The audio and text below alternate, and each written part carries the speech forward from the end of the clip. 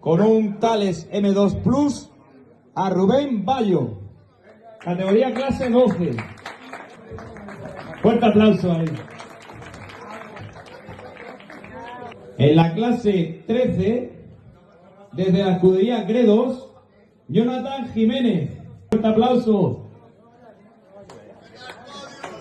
Sube de la clase 2, desde la escudería Slip de Sevilla, Antonio Luis Casimiro. Volante a Racing Club, Santiago Barragán.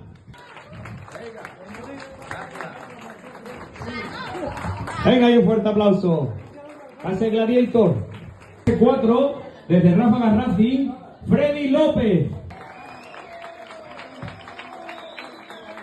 Escudería Ibérica, Pablo Armental. Un fuerte aplauso ahí. En la clase 6, desde escudería Cerro Negro, Jaime Pastrana. Seguimos.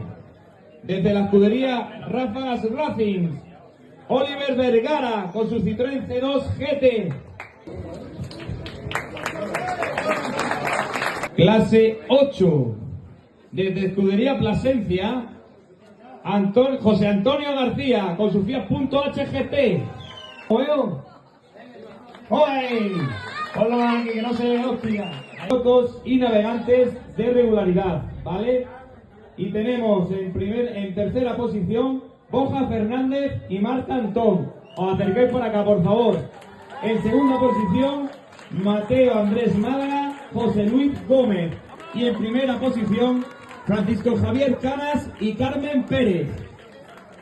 Clara, alcaldesa de Guijo, y Pablo, concejal de deporte y diputado de deporte de la Diputación de Cáceres. Un fuerte aplauso. Nos vamos ahora con los monoplazas.